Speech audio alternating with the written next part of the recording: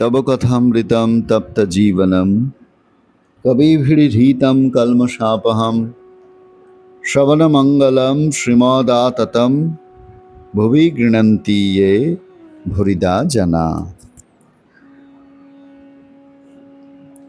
শ্রী শ্রী রামকৃষ্ণ কথামৃত প্রতিদিন প্রতি ঘরে শ্রী শ্রী রামকৃষ্ণ কথামৃত আমরা প্রত্যেক দিন শ্রী শ্রী রামকৃষ্ণ কথামৃত নিয়ে প্রাণারাম বাংলা চ্যানেলে সকাল ৮টায় উপস্থিত হই। একদম সকালবেলা আমরা শ্রী শ্রী রামকৃষ্ণ কথামৃত আলোচনা করার চেষ্টা করি, পাঠ করার চেষ্টা করি, এবং সেই পাঠ শ্রী শ্রী রামকৃষ্ণ কথামৃতের স্মরণ মনন আমাদের সারা দিন ধরে অনুপ্রেরণা যোগায়, আমাদের সৎ পথে চলতে, আমাদের আধ্যাত্মিক পথে উন্নত জীবন যাপনের ক্ষেত্রে সহায়তা করে।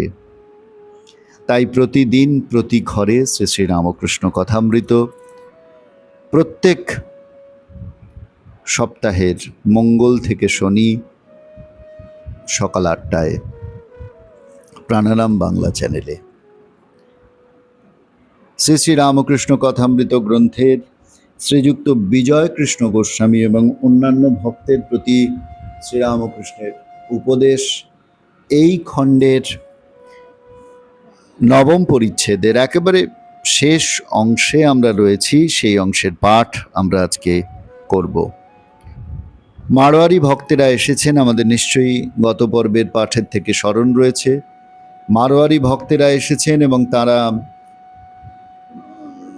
বিভিন্ন রকম প্রশ্ন ঠাকুরের কাছে রাখছেন, ঠাকুর তার উত্তর দিচ্ছেন। তাদের ভগবত তৃষ্ণাকে তিনি যেন আরও বর্ধিত করছেন। মারোয়ারি ভক্তেরা মাঝে মাঝে ঠাকুরের সেবার জন্য মিষ্টান্নাদি দ্রব্য আনেন, ফলাদি, থাল, মিছরি ইত্যাদি। থাল মিছরিতে গোলাপ জলের গন্ধ, ঠাকুর কিন্তু সেই সব জিনিস প্রায় সেবা করেন না। বলেন ওদের অনেক মিথ্যা কথা কয়ে টাকা রোজগার করতে হয়, তাই উপস্থিত মারোয়ারিদের কথার ছলে উপদেশ দিতেছেন শ্রীরামকৃষ্ণ। দেখো, ব্যবসা করতে গেলে সত্য কথার আঁট থাকে না। ব্যবসায় তেজি মন্দি আছে। নানকের গল্পে আছে যে তিনি বললেন, অসাধুর দ্রব্য ভোজন করতে গিয়ে দেখলুম যে সব রক্ত মাখা হয়ে আছে। সাধুদের শুদ্ধ জিনিস দিতে হয়, মিথ্যা উপায়ে রোজগার করা জিনিস দিতে নাই। সত্য পথে ঈশ্বরকে পাওয়া যায়। সর্বদা তাঁর নাম করতে হয়। কাজের সময় মনটা তাঁর কাছে ফেলে রাখতে হয়। যেমন আমার পিঠে ফোড়া হয়েছে, সব কাজ করছি, কিন্তু মন ফোঁড়ার দিকে রয়েছে। রাম নাম করা বেশ, যে রাম দশরথের ছেলে, আবার জগৎ সৃষ্টি করেছেন, আর সর্বভূতে আছেন, আর অতি নিকটে আছেন, অন্তরে বাহিরে। वही राम दशरथ की बेटा, वही राम घट घट में लेटा, यही राम जगत पशेरा, वही राम सबसे नियारा। নবম পরিচ্ছেদ এখানেই শেষ হচ্ছে।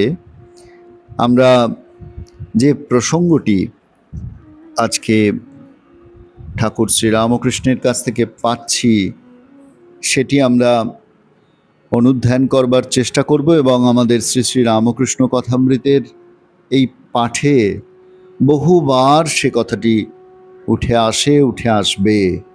সত্য কথা। শ্রীরামকৃষ্ণ বারবার এই সত্য কথার উপর জোর দিয়েছেন। বলেছেন, সত্য কথা কলির তপস্যা। সত্য কথা শুধু একটি সুঅভ্যাস নয়, একটি একটি শিষ্টাচার নয়, একটি একটি মূল্যবোধ নয়। সত্য কথা শ্রীরামকৃষ্ণের কাছে তপস্যা। ঠাকুর বলতেন, যে সত্য কথাটি ধরে আছে সে ভগবানের কোলে শুয়ে আছে। স্বামী বিবেকানন্দ বলতেন, সত্যের জন্য সব কিছুকেই ত্যাগ করা চলে, কিন্তু কোনো কিছুকেই সত্যের জন্য বর্জন করা চলে না। কোনো কিছুর জন্য সত্যকে বর্জন করা চলে না। আরও বলছেন, কেবল সত্যের জন্যই সত্যের অনুসন্ধান করো, তার দ্বারা আনন্দ লাভ হবে, একথা ভেবো না। আনন্দ আপনা হতে আসতে পারে, কিন্তু তার জন্যই যেন সত্য লাভে উৎসাহিত হয়েও না। ঈশ্বর লাভ ব্যতীত অন্য কোনো উদ্দেশ্য রেখো না। সত্য লাভ করবার জন্য যদি নরকের ভিতর দিয়ে যেতে হয়, তাতেও পেছপা হয়েও না। আমরা দেখছি যে স্বামীজিও এত গুরুত্ব দিচ্ছেন এই সত্যের উপর। সত্য থেকেই ধর্মের উদ্ভব, দয়া দান থেকে তার বিস্তার, এবং ক্ষমা থেকে তার ধারণ, ক্রোধ থেকে কিন্তু তার বিনাশ। একটি শ্লোকে বলা হচ্ছে, সত্যাদুৎপদ্যতে ধর্ম, দয়া দানাৎ বিবর্ধতে, ক্ষময়া ধার্যতে ধর্ম, ক্রোধাৎ ধর্ম বিনশ্যতে। ক্রোধে যেমন ধর্ম বিনাশ হয়, তেমনি সত্যের পথে যদি আমরা থাকতে পারি তাহলে আমাদের ধর্ম লাভ হয়। আমরা নানান ঘটনার মধ্যে দিয়ে দেখেছি যে শ্রীরামকৃষ্ণ কেমন তার সত্যের প্রতি আঁট ছিল। সত্যকে তিনি কোনো অবস্থায় ত্যাগ করতে রাজি ছিলেন না বা ত্যাগ করেননি। তিনি বলছেন যে মাকে, জগজ্জননী মায়ের কাছে সমস্ত কিছু তিনি অর্পণ করে দিলেন। বললেন, মা, এই নাও আমার পাপ, এই নাও আমার পুণ্য, এই নাও আমার জ্ঞান, এই নাও আমার অজ্ঞান, এই নাও আমার ভালো, এই নাও আমার মন্দ। ভালো মন্দ, জ্ঞান অজ্ঞান, পাপ পুণ্য, সমস্ত কিছু জগজ্জননীর চরণে তিনি অর্পণ করলেন, কিন্তু সত্যকে অর্পণ করতে পারলেন না। অর্থাৎ বলতে পারলেন না, মা, এই নাও আমার সত্য। কারণ তিনি যে সত্য স্বরূপ। সত্যকে বিসর্জন দেয়া মানে তাকেই বিসর্জন দেওয়া। তাই সত্যকে কোনো অবস্থায় শ্রীরামকৃষ্ণ ত্যাগ করেননি, বরং কেমনভাবে সত্যকে রক্ষা করতে হয়, এমনকি ছোট ছোট কথার মধ্যে দিয়েও যেন কখনো মিথ্যাচার না হয়, সত্য প্রতিষ্ঠিত হয়, সেইটি তিনি বারবার আমাদের দেখিয়েছেন। সত্য কথা বলার কথা আমাদের সমস্ত শাস্ত্রে কিন্তু বারবার সেই কথাটি বলা আছে। সত্যের প্রতি আমাদের যেন আঁটটি ভীষণভাবে থাকে। শ্লোকে বলা হচ্ছে, সত্যম তীর্থম সমা তীর্থম তীর্থমিন্দ্রিয় নিগ্রহ সর্বভূত দয়া তীর্থম সর্বত্রার জবমেব চ। সত্য, ক্ষমা, ইন্দ্রিয় নিগ্রহ, সকল প্রাণীর প্রতি দয়া, সর্বত্র সরলতা, জ্ঞান, ধৈর্য, এগুলোকে পুণ্যতীর্থ বলে। সত্য পুণ্যতীর্থ, অর্থাৎ সত্যের আশ্রয় যে গ্রহণ করেছে সে আসলে তীর্থে রয়েছে। তাই আজকের সমাজে, আজকের জীবনে যখন আমরা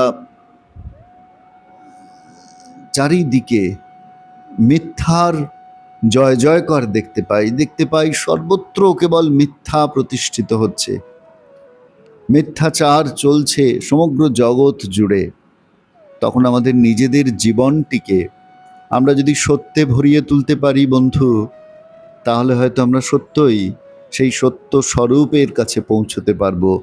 শ্রীমদ্ ভাগবতের শুরুতেই বলা হয়েছে, সত্যম পরম ধীমহি।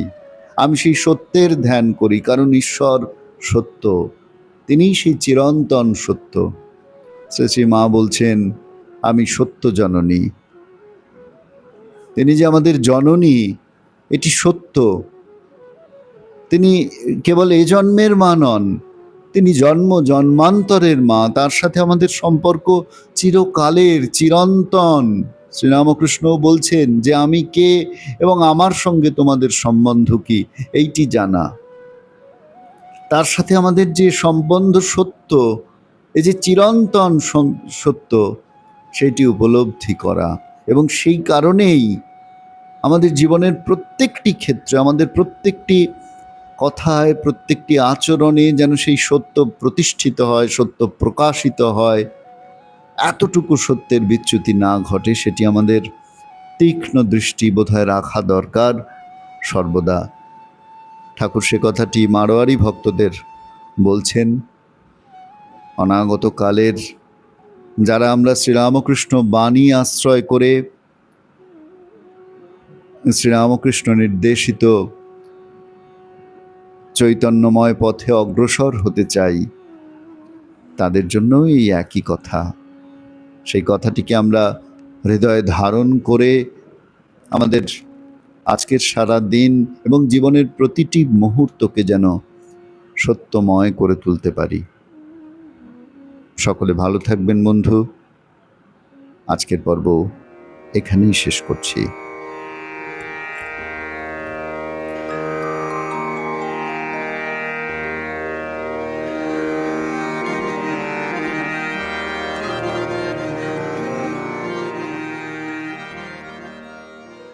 प्राणाराम प्राणाराम।